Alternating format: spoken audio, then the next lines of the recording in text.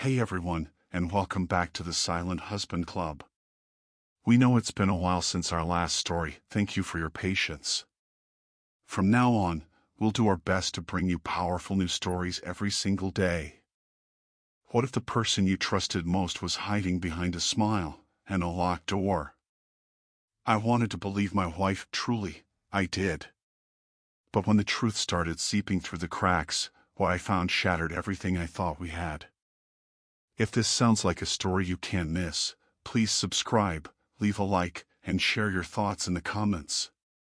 It really helps the channel grow and helps you never miss an upload. When my wife Emily came home that evening, I saw it instantly. The way her shoulders slumped, the redness around her eyes, she didn't need to say a word. But she did. Her voice trembled as she stood in the kitchen doorway. He dumped the entire workload on me, Daniel. Everything. The whole damn team's tasks all on me. She was trying to keep it together, but her voice cracked, and I stepped forward to hold her. Emily had always been strong. Resilient. One of those rare people who didn't just do their job, but took on twice the weight and never complained. I'd watched her carry whole departments on her back without asking for recognition. But this broke her. I sat her down, made her a cup of tea, and let her talk. She told me how she tried to rally her coworkers, how they went together to management to protest the abuse only to watch them back away, one by one. And she was the only one who paid the price. They fired her. Just like that. Her voice was a whisper now. I don't understand how this could happen. I did what any husband would. I held her, reassured her, told her she did the right thing. Maybe this is a blessing in disguise, I said. That place was toxic. You didn't belong there. And just as the words left my mouth, her phone buzzed. It was Vanessa, her closest friend, and someone who still worked at the same company. Emily answered, and I watched her face shift, the tension in her jaw, the pain in her eyes, the tightness in her shoulders, all of it began to soften. When the call ended, she looked lighter. Vanessa quit too, she said. She couldn't take it anymore either. I nodded. You're not alone, Em. Maybe this is your chance to start fresh. Over the next week, we tried to put it behind us. Emily went for long walks, met up with old colleagues, spent time in the garden, simple things that brought her back to herself. I loved hearing her laugh again. It had been weeks since I'd seen that spark in her eyes. Then, one afternoon, she came home with a different kind of energy. Not stress. Not weariness. Excitement. Vanessa told me about a job opening, she said quickly. She's working somewhere new now and thinks I'd be a perfect fit. I raised an eyebrow. Oh, what kind of position? She shrugged. Not exactly sure yet. Vanessa said it's chill. Good pay. No drama. Something about it made me pause. Is this, like, a real interview? Not really, she replied, twirling a strand of hair around her finger. More of a conversation. Casual. She invited me to her place to talk it over. A private conversation? In someone's home? That wasn't how job offers worked, not usually. But when I looked at her, really looked, I saw hope. Real hope. The kind I hadn't seen in months. So I swallowed my unease. Want me to help you prep? Run through some interview questions, update your resume? She smiled. Actually, I just need a ride there. Of course I agreed. I'd have done anything to support her. The meeting was set for 6 p.m., 2 days later. We picked out an outfit together. I reassured her again and again that she was doing the right thing. that she was worth more than what she'd been through. When the evening came, she was nervous, but composed. I pulled up to Vanessa's place, parked outside. "Just be yourself," I told her as she stepped out. She gave me a grateful smile and walked toward the door. I was about to drive away when my phone buzzed. A message from Emily. "Can you grab my purse? I left it at home. I really need it." I didn't even hesitate. Of course I'd go back. But as I turned the car around, a strange thought crossed my mind. Why didn't she realize she'd forgotten it before? Why not mention it during the drive? I shook the doubt away. Probably just nerves. But when I returned and knocked on Vanessa's door, something felt off. She answered with an overly bright smile. "Daniel. So nice of you to drop by again. Emily's still in the middle of her meeting, but come on in." Something about her tone made me hesitate. But I stepped inside. The living room looked normal. Neat. Cozy. Some papers on the coffee table. Nothing suspicious. But the atmosphere was heavy, like the air before a storm. I followed the sound of voices and saw Emily sitting on the sofa. Across from her were a man and a woman, both dressed like they'd just come from a boardroom. The man stood, offered his hand with a firm grip. "Nice to meet you, Daniel." I returned the handshake. He held it just a second too long. Emily looked up at me with a nervous smile. They were just explaining how the company works. The man nodded. "We value discretion. Emily will be working closely with clients. Very hands-on. We're looking for people who know how to handle people." Something in my gut twisted. What exactly will she be doing? I asked. He smiled, but it didn't reach his eyes. "We'll get into the specifics once she's on board. Nothing to worry about. No job interview worked like this. No employer dodged questions like that." But Emily seemed interested, hopeful, even, and I didn't want to crush that. The couple soon left. Emily and I stayed behind, and I waited until they were gone before asking, "Do you have a clearer idea now? About the job?" She bit her lip. "Sort of. Vanessa said it's low stress. Just making sure the clients feel taken care of." I frowned. Taken care of how? What kind of clients? Before she could answer, Vanessa chimed in, laughing softly.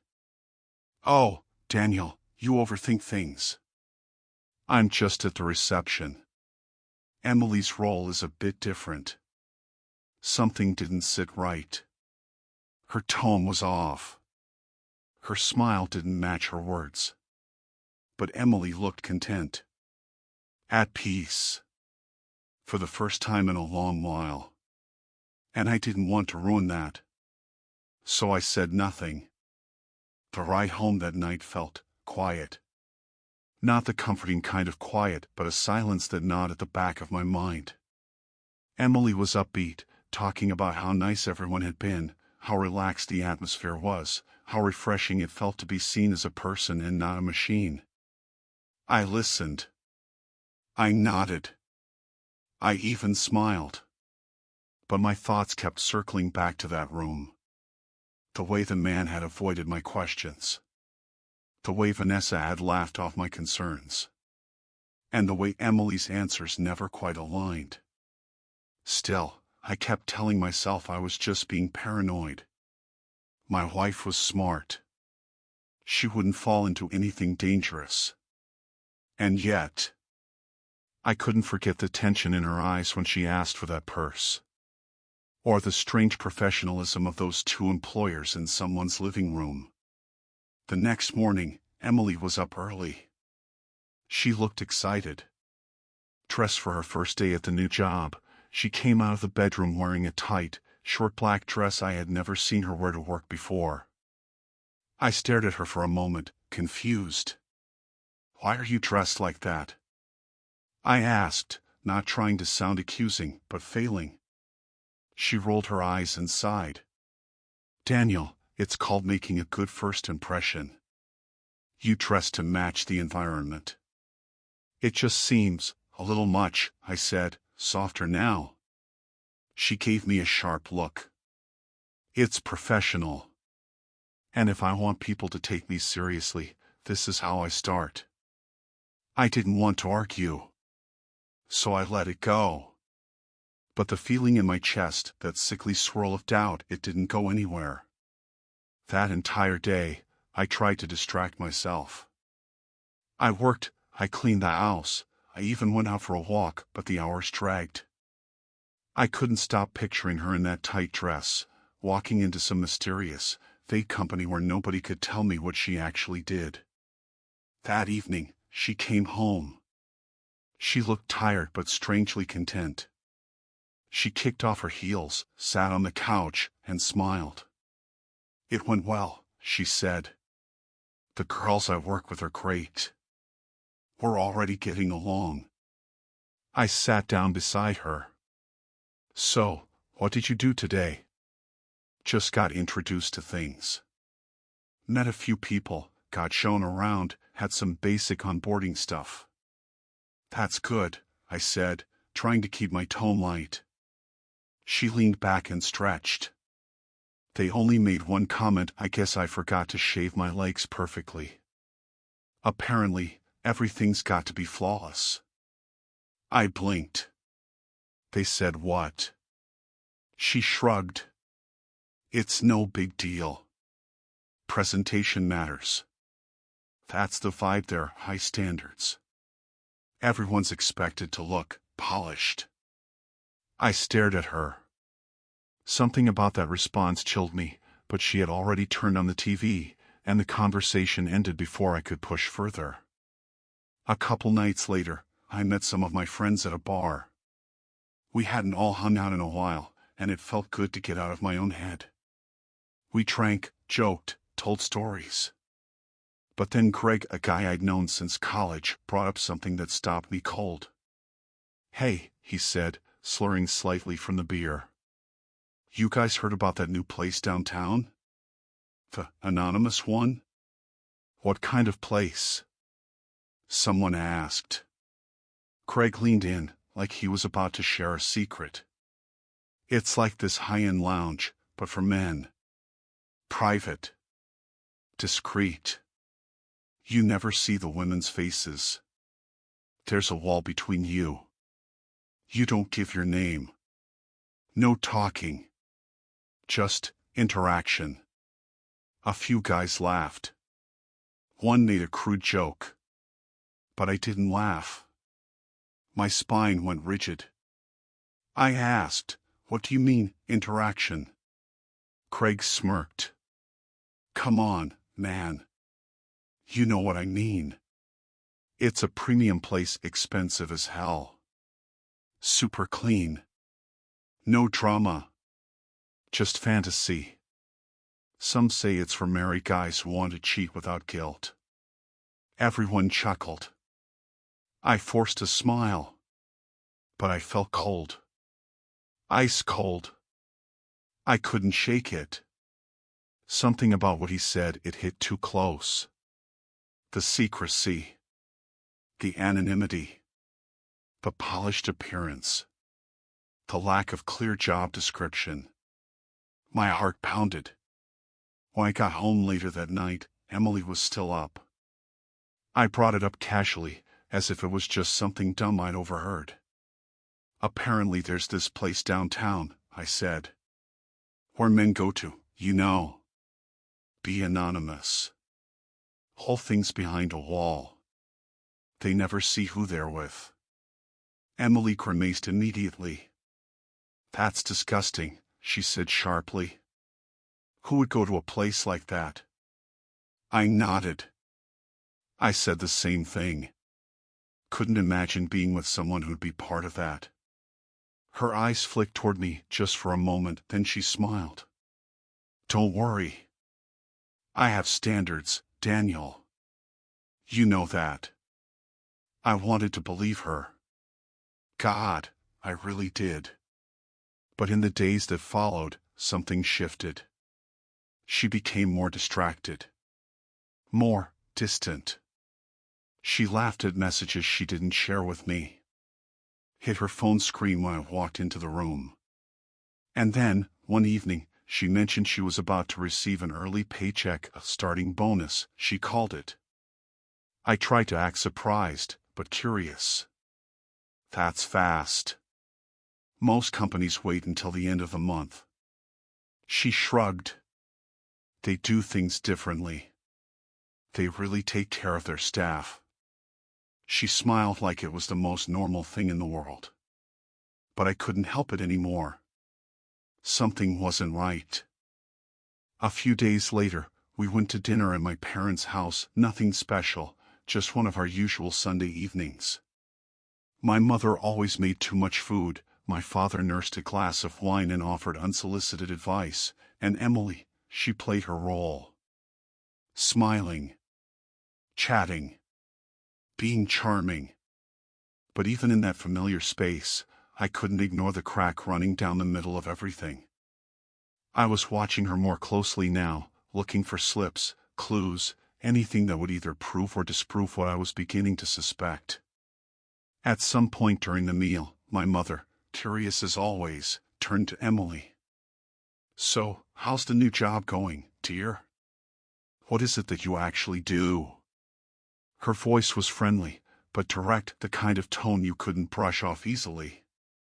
I saw Emily freeze for just a heartbeat too long before she answered. I work with clients. I make sure everything runs smoothly, she said with a polite smile. My mother didn't buy it. She leaned in, her tone still warm but her eyes sharp. What kind of clients? What does the company do? Emily glanced at me. It was subtle, a half-second flick of her eyes. It was the kind of look people give when they're silently asking for help. But I didn't say a word. I wanted to hear what she would say on her own. It's about making sure clients are happy. Comfortable. That they enjoy their experience with us, she said, her smile growing tighter. My father, who'd been mostly quiet, suddenly looked up. So, customer service? Something like that, she replied, folding her hands under the table. I could see the tension in her posture. She was holding herself too still. My parents eventually let it go, but I didn't. That moment stuck with me. A few days after that, we had some friends over for drinks. Nothing fancy. Just a small gathering. At one point, someone brought up work and naturally, Emily's new job came up. And just like with my parents, she gave vague, roundabout answers. It's going well. The people are great. It's very relaxed. Someone pressed her. What exactly do you do though? Emily took a sip of her drink. I just make sure clients are happy. It's very service-oriented. I watched her closely. She was dodging again. Avoiding details. And when the subject finally shifted, she exhaled like she'd been holding her breath. That night, when everyone had left and we were alone, I asked her directly. Why do you keep being so vague about work? Why not just tell people what you actually do? She didn't look up from her phone. It's confidential. Company policy. We're told not to talk about specifics. I stared at her. Emily, that's not normal. You're acting like you're in the CIA. She shrugged. Every company has its own culture, Daniel. Just because it's different doesn't mean it's bad. But it wasn't just different. It was evasive. Intentionally vague. And my gut was screaming at me, but I still wasn't ready to accuse her of something without proof. That proof came faster than I expected. A few nights later, I went out for drinks again with Greg and some of the guys. We were just catching up, swapping stories, laughing. But then Greg leaned in again, same tone, same grin. "You remember the place I told you about? The anonymous club?" I nodded. "Yeah. Well," he said, lowering his voice, "a buddy of mine was there last weekend. Swears he saw something weird. Said one of the girls had a tattoo, a little bird on her ankle. Said it looked exactly like the one his ex got with her best friend." My stomach turned to ice. A bird tattoo. Emily and Vanessa had gotten matching ones just over a year ago. I remembered it clearly. I'd driven them to the appointment. I forced myself to sound calm. "Where did he see this?" Craig shrugged. "Same place. That club." Said he thought he was imagining it at first until he saw the exact same tattoo again on another night. I didn't say anything. I couldn't. But my mind was racing. That was the moment the doubt became something else. I knew I had to see for myself. Craig could tell I was shaken, even if I tried to hide it. Later that evening, when the others had gone, he pulled me aside. "If you want, I can take you there. Just to see. Just so you can know." I hesitated, but only for a second. "Yes," I said. "Take me." We met up the next evening. Craig didn't say much, maybe because he didn't want to push, maybe because he understood that something in me had already snapped. The car ride was quiet. The city lights flickered past the windshield, but I barely registered them. My thoughts were elsewhere, circling like vultures over a single question I didn't want to ask: what if it's true? When we arrived, the place looked exactly as he described it before, discreet, almost invisible. No sign, no lights, no indication of what went on inside. Just a plain gray building wedged between a closed cafe and an abandoned storefront. You wouldn't even glance at it unless you were looking for it. My hands were cold as I stepped out of the car. I could feel my heart pounding in my throat. Inside, it was dimly lit, silent in a way that made your skin crawl. The air smelled faintly of perfume and antiseptic, a strange, calculated sterility. At the reception desk sat a woman, head bent over a ledger. And when she looked up, everything inside me stopped. It was Vanessa. Her eyes widened for the briefest second before she forced a plastic smile onto her face. "Daniel," she said, her voice just a bit too bright. "What a surprise. What brings you here?" I didn't answer her right away. I stepped closer, looked her directly in the eye. "Where is she?" She blinked. "Who?" "You know who." Vanessa glanced toward a hallway behind her, then back at me. "Daniel, this isn't a place where you just walk in and—" "I'm not asking," I said. "I'm here. And I'm not leaving without the truth." We stared at each other for a long moment, a silent standoff. Then, without another word, I brushed past her and walked toward the back. She didn't follow. She didn't stop me. And that told me everything I needed to know. The hallway was long, narrow, and quiet. Doors on either side, all closed. Muffled voices behind some. A soft hum of music. The sound of something darker. I kept walking, my legs stiff, my mouth dry. My entire body was shaking, but I couldn't stop. Then I saw it, an open door at the very end of the hall. And there, partially visible through the threshold, a foot. A slender, bare foot stretched out from behind a privacy screen. And on the ankle, a small tattoo. A bird. The exact same one I remembered watching her get, laughing and holding Vanessa's hand. Everything inside me froze. I couldn't breathe. I stood there, staring, until my hand moved on its own, reaching into my jacket. I pulled out the envelope I had prepared that morning, before I even knew if I'd have the nerve to come. Inside were the signed divorce papers. I stepped forward. I didn't speak. I didn't cry. I didn't yell. I simply walked to the edge of the screen, bent down, and placed the envelope beside that tattoo. Then I turned around and walked away. Someone called my name as I reached the end of the hall. I didn't stop. I didn't look back. I stepped out into the night. The air was cold against my face, but it didn't help. My chest burned. My legs felt like they could collapse at any second. I walked to the car like a man underwater, like the world had lost color and sound and weight. Craig didn't say anything. He just started the engine and drove. And me? I stared out the window and watched the city blur by, knowing that the life I had before, the life I thought was mine, was over. When I got home that night, the silence hit harder than ever before. It wasn't just quiet, it was hollow. It echoed. I walked through the front door like a stranger in my own house. Everything was still in its place, her jacket on the hook, her shoes by the door, her mug in the sink, but it all felt fake now, like a stage set left behind after the show ended.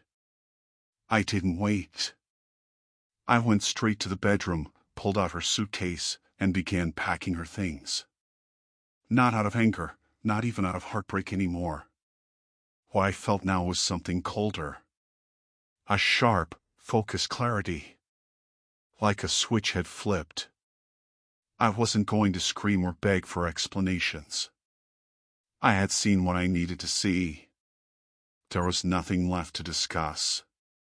Halfway through zipping up the suitcase, I heard the front door. The sound of her keys. Her footsteps. She called out my name, cheerful, like nothing had changed. And then she stepped into the bedroom and froze. Her eyes moved from the suitcase to me, then back again. Her expression didn't crumble. No tears. No breakdown. Just a faint smile, like she still thought she could talk her way out of it. Daniel, what are you doing? I didn't move. Didn't blink. I know everything. A flicker crossed her face, fear, maybe. Or guilt. But it vanished quickly. She straightened her back. What are you talking about? I saw you, I said. At the club. I saw the tattoo. You don't need to lie anymore. The mask finally slipped. Her lips tightened. Her eyes hardened. She crossed her arms.